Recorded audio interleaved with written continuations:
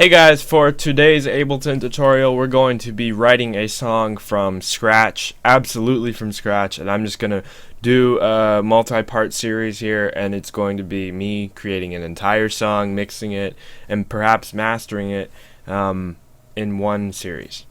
So let's get started here. As you can see, this is a blank Ableton set. First thing I like to do when I start a new set is get some drums in. So let's drag in a drum rack, because I prefer to use a drum rack over samples. And that's what drum rack is for. There's many ways to do it though. Ableton has many ways to do everything, and it's good to learn different ways. The alternative to using a drum rack is to use an audio track for each one of your samples and align them like you would in, say, FL Studio or Pro Tools. Okay, so here we go. In the bottom left, you can see the drum rack here. It's every triggerable MIDI note. If I go on my MIDI keyboard, you can see where they are on here, and you can also play them on your real keyboard, as you can see right here. But what I'm going to do is drag in some samples. I'm not going to be using the Ableton stock samples, and for this series I'm probably going to be using X for Serum, or Transfer if you like to call it that. Probably either some Vengeance or some Black Octopus drum samples. F Expansion Decam Synth Squad Strobe. The Waves plugin bundle for mastering, and perhaps some isotope stuff too. So let's just get started. Let's go to the drums. And what I like to do when I first start out is drag in any old kick. We're going to change this later, just letting you know once we write the melody. But this is temporary, so we can build something to work off of. So let's grab a just any old kick. It's a little loud. Let me turn this down so you guys don't get that much of a feedback. Doesn't really matter, we just want a kick. Let's just get a basic hi-hat. This may stay or may not. And then let's grab a snare drum. Or actually, let's do a clap. You know what, actually, let's assign these to their own drum tracks. So what I'm going to do is drag this hat out, and it's going to create a second drum rack for the hat. And let's rename this hat, and let's rename this kick, and let's do this a third time. Let's do a clap. Let's drag it out rather than dragging in a new drum rack every time. We're gonna name this clap, and that's completely temporary. We're going to be working on a clap here. Let's grab a couple smaller claps like this. Like this.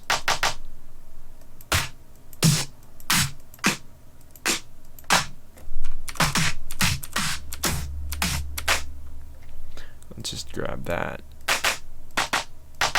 And let's just take the best out of all three. A little bit too much tail on that one.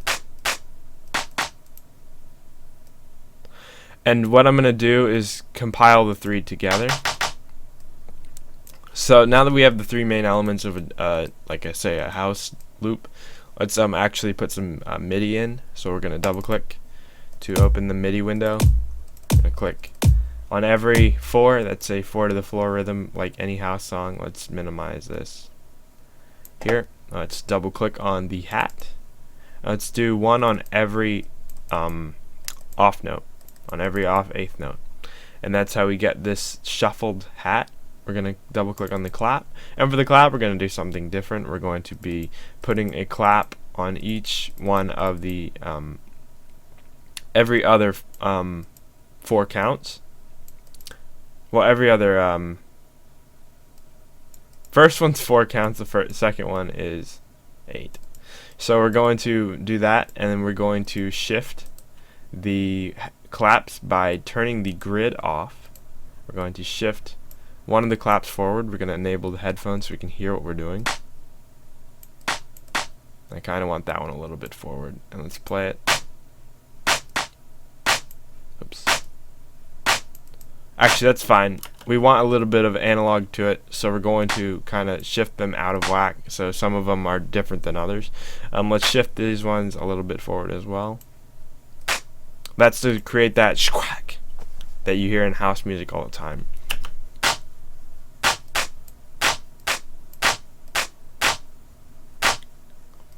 This also needs a snare, so let's go in here and grab a snare.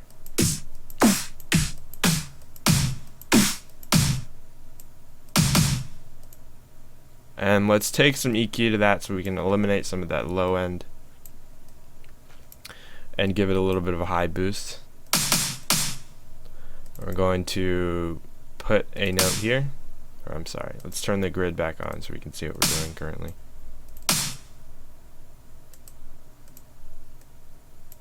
And then that's always going to be on the beat. Let's shift that other clap off a little bit so we have a little bit more that analog sound.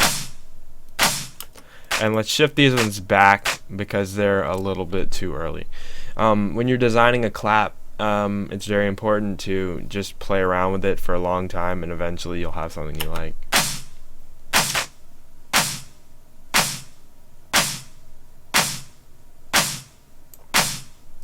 Okay, so now on the master bus of this this clap, as you can see right here, this is the this particular one for the snare.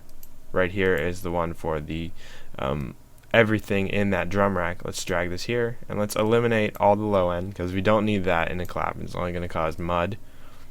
And let's see what we're looking at here. Let's eliminate a little bit of the mids. I'm just going to disable 3 and 4. 2, we can give a slight boost because that's where that snare is hitting. And let's give it a little bit of high-end crispness. Let's turn that down because it's a little loud so we aren't clipping, and we have a temporary clap. Okay, so now let's go to the hat and give that a play.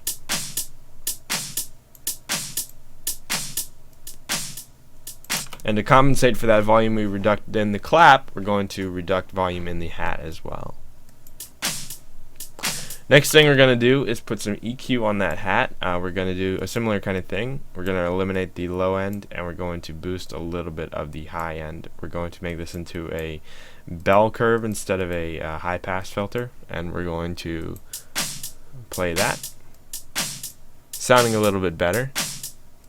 For that clap, actually, I'm going to include a little bit of compression. If you don't know what compression is, you can easily look up a tutorial for it. It's a way to kind of make your sound more flat and compressed. And it's very good on things like drums that need it. Okay, so let's go to the clap and let's play. We're going to lower that threshold a little bit. We're going to decrease the attack time just for now to see what we're looking at here. Give it a little bit more increase, a little bit more ratio. Lower that threshold a little bit more. Increase the release time. Let's go back to this and lower that gain makeup, and let's lower that down a little bit in the mix. Actually, let's bring that up a little bit. Okay, now let's throw in that kick drum that we had earlier.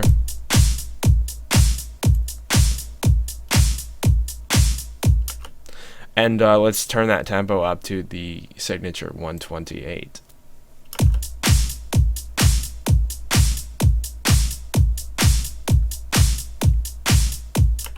I currently don't like how this clap is shifting. I'm only going to move it a little bit.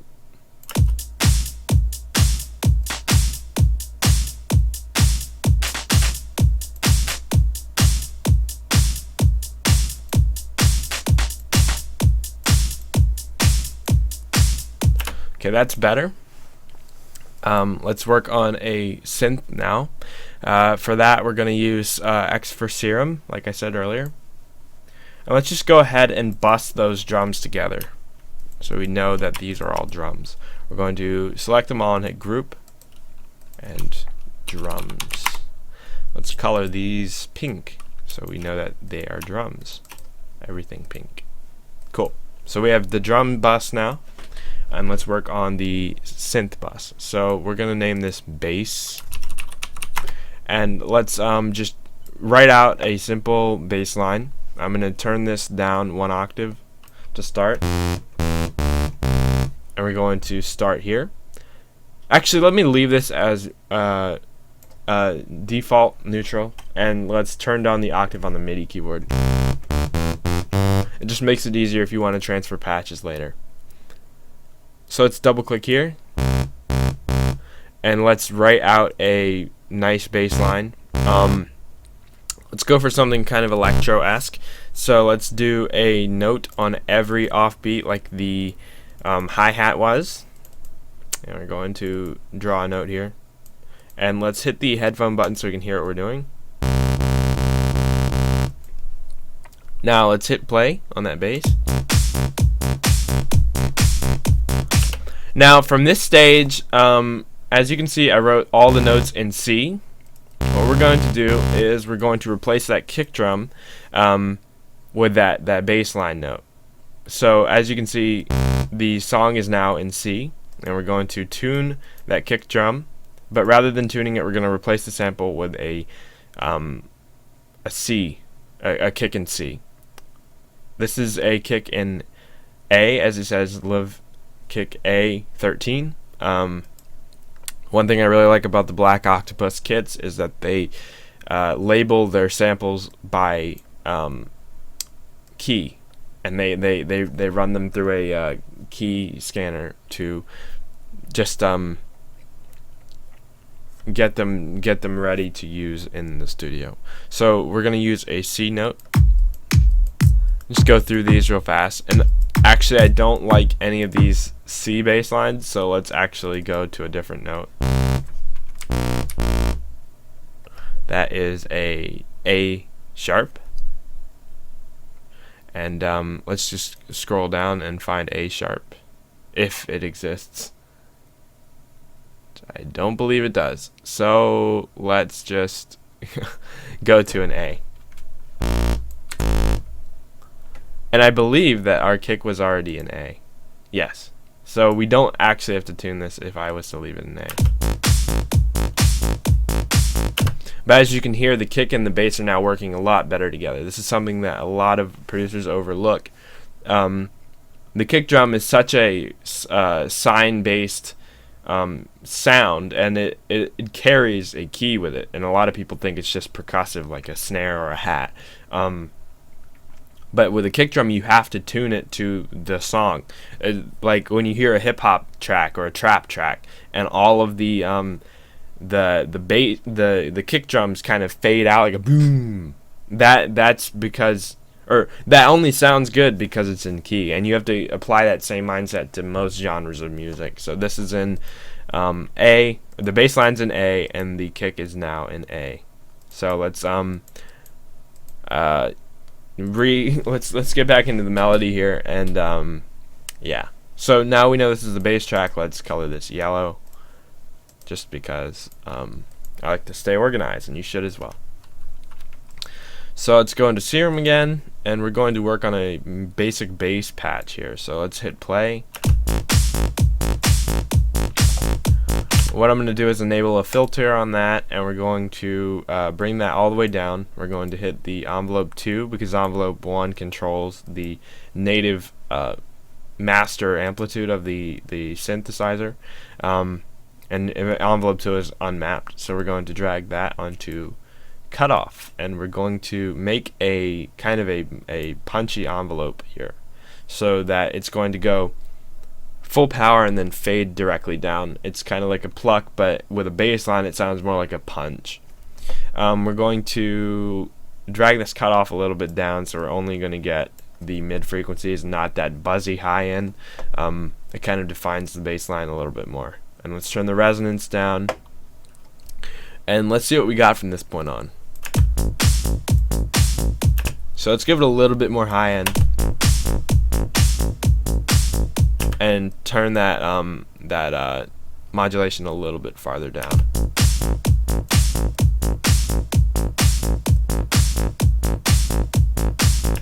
Okay, so let's throw a sub or an octave below under that. So to do that, we're going to enable oscillator B. We're going to bring that down an octave, and we're going to press oscillator B on the filter so that the filter controls oscillator B as well as oscillator 1.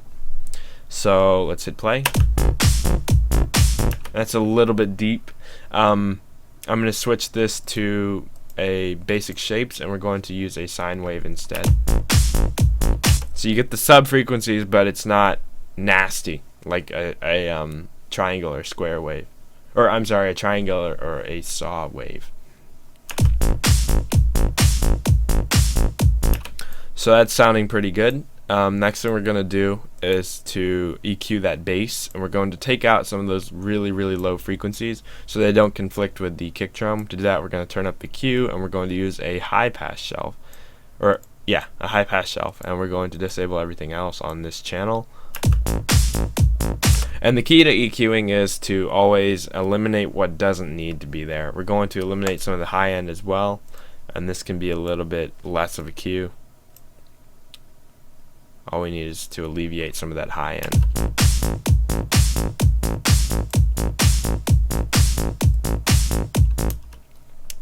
So let's add another MIDI track, and let's work on some chords for that.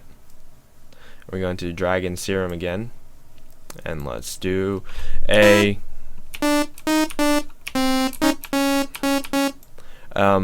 kind of harmony to that what we just did. So let's copy that bass line actually and take that up an octave.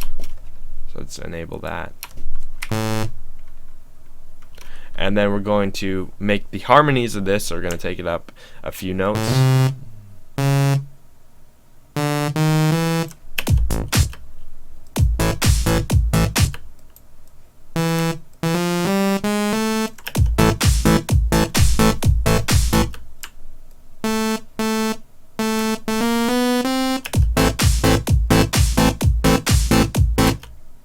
And let's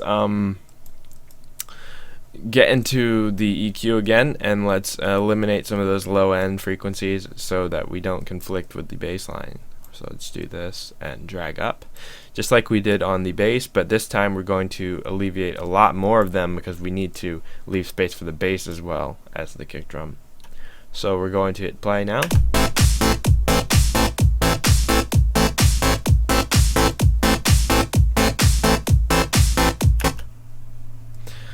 So let's make this double the length it currently is by going down to the length here, and we're going to make this 2 bars instead of 1, and let's actually make that complete 4 because 4 is a complete phrase.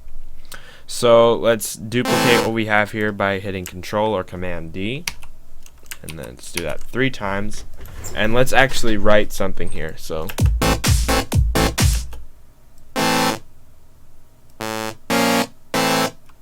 and let's just play around with the melody here.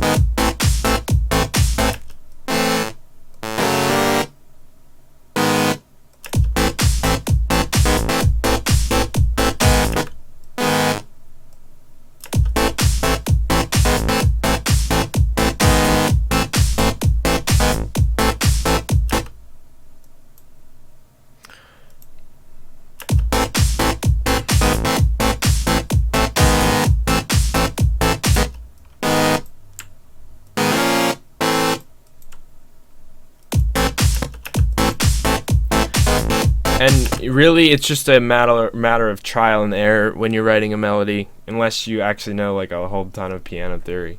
I'm just guessing currently. So let's just keep going here. And let's actually do this in triplets, see how that sounds.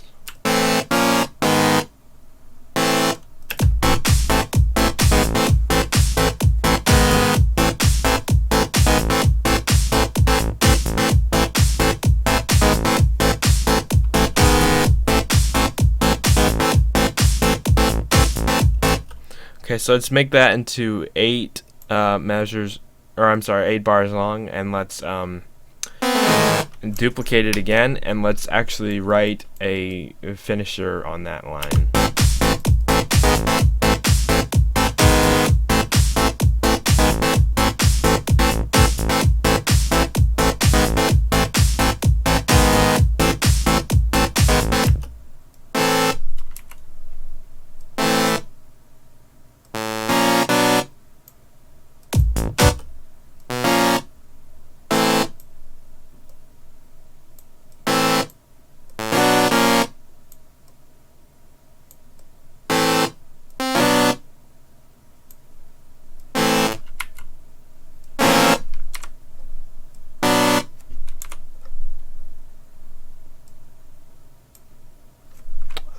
Let's see.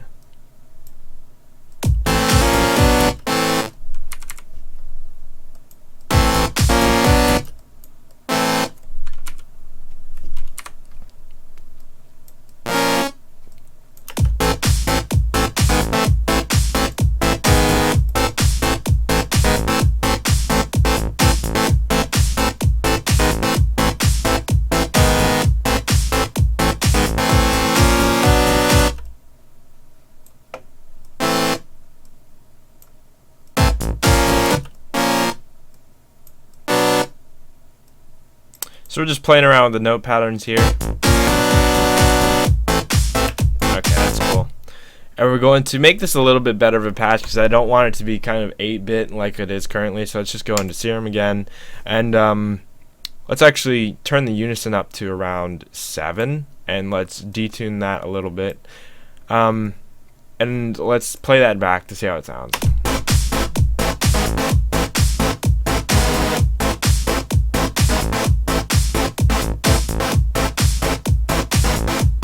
So as you can see over here in the master bus, we're clipping a little bit, so let's turn that Serum down.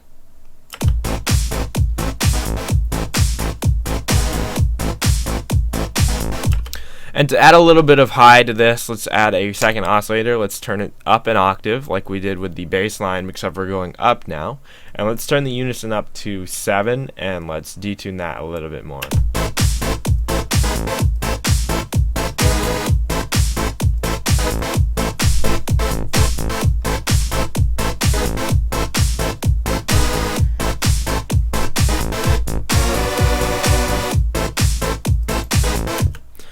And with that last note, let's just make that longer. I think that'll be better.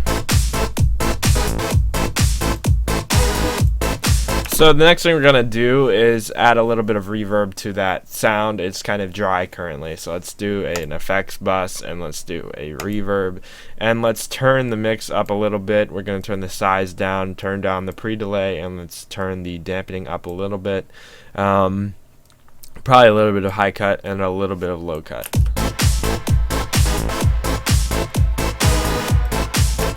A little bit more high cut and a little bit more low cut. Mix down a little bit more high cut.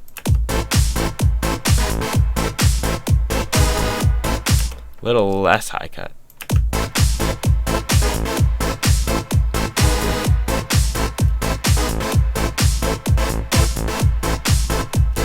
Turn the size down a little bit and let's turn up the low cut.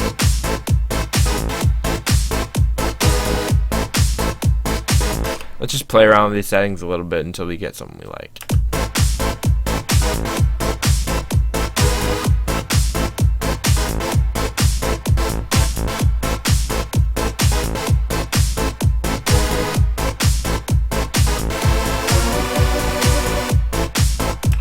Let's turn that master down a little bit so we aren't clipping out of the Serum gate.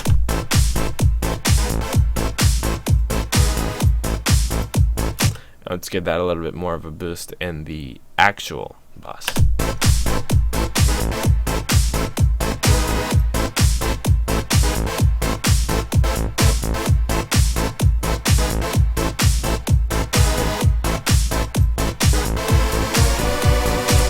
We're gonna name this, let's say saw. What we're gonna do now is color this pink, or no, let's do a red actually, because the drums are already pink. So let's go back to the bass line and make that 8 measures as well, because this has to correspond directly with the lead. Now that we've made the saw 8 measures long, we have to make the bass line 8 measures long. So let's grab the notes we had here and duplicate them a ton of times so that we can get started in this bass line. And what we need to do is find notes that harmonize well with the lead we just wrote. So here we go.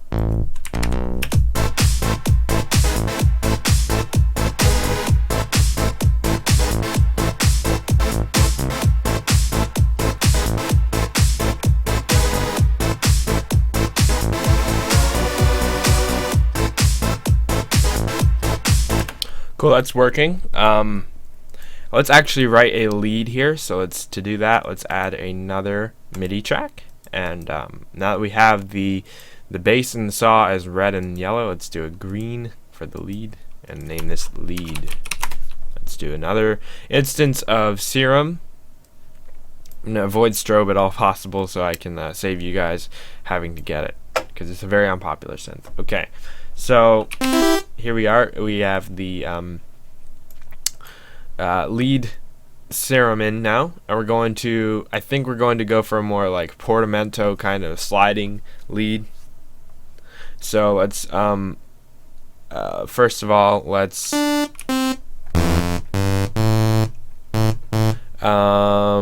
the unison up to, let's say, 3. Turn the detune down a little bit. Let's turn that octave up again, and let's do a 3 unison lead on the top too. And let's do a portamento. We're going to enable always port. Instead of just flowing when the notes are next to each other, we're going to turn the port up to around, let's say, 80, as close as I can get to 80. And when I play 2 notes next to each other, they slide. Let's turn that up a little bit more. A little bit more. It's too much. Halfway is good, I think. Nope, still too much. So when we actually write the melody, we can play with that. So let's double click on this track. Let's make it 8 bars long, and let's write a melody out.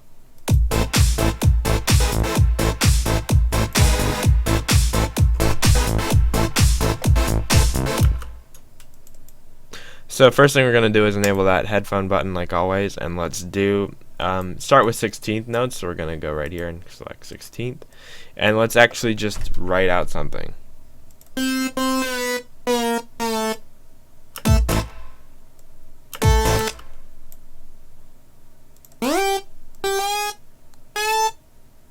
Octave jump, maybe that would sound cool.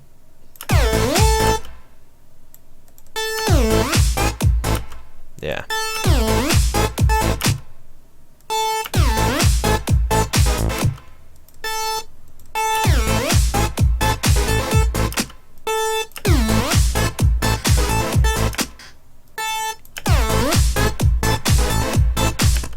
And let's just take this whole thing down an octave.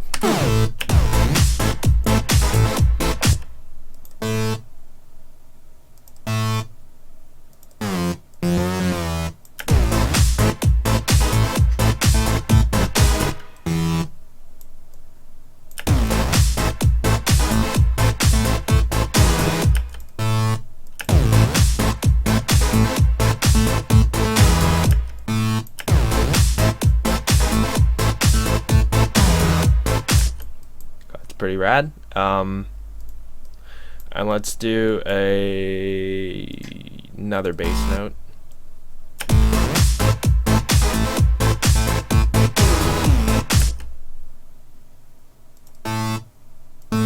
Let's do a duplicate of what we have here. So let's actually just copy all this, and let's play from the beginning so we can play in time with the MIDI.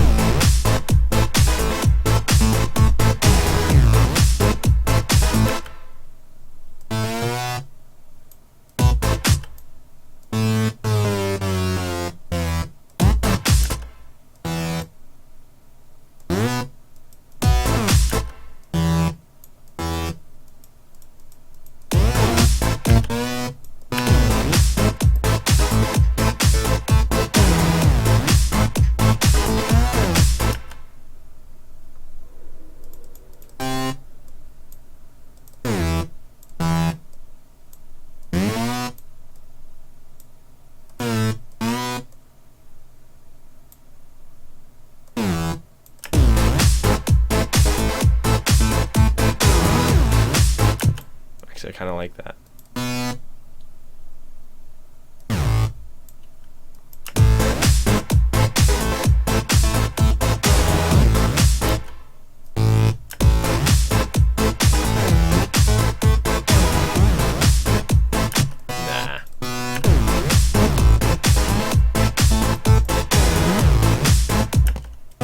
Nah, it doesn't work.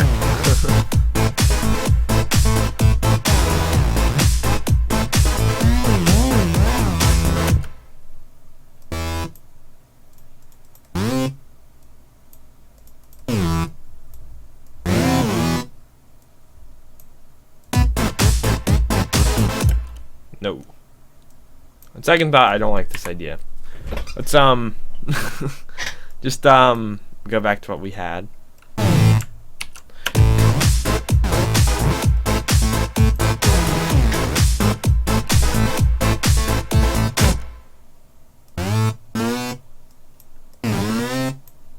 Let's do that.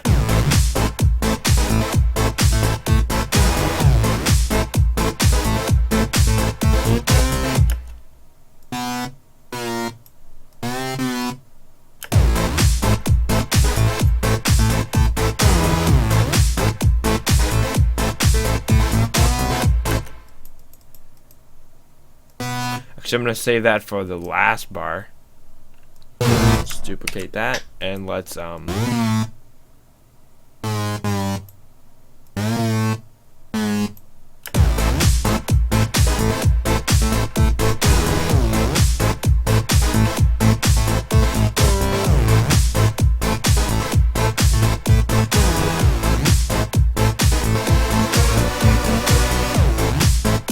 cool, and let's just make sure everything's in rhythm here. Quantize, or that doesn't work.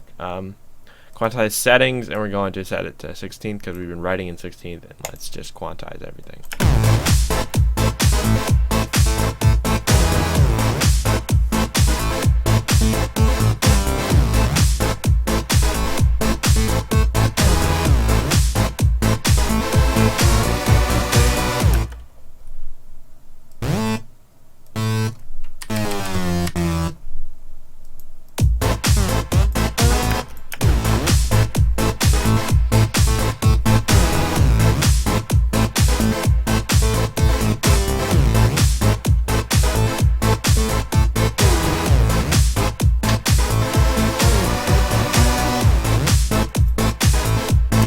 Cool, that's sounding pretty cool. I think this is where we're going to cut for the first episode. I'm not going to work on this at all until the next episode I see you guys. So I hope you enjoyed today's episode of this new series I'm doing of just making a track on the fly. So if you like the video, give it a like. If you disliked it, dislike it. Please comment what you thought of it, and subscribe if you want more videos like this. So thanks for watching, guys. This is Julian Gray of Julian Gray Media, and I will talk to you guys next time.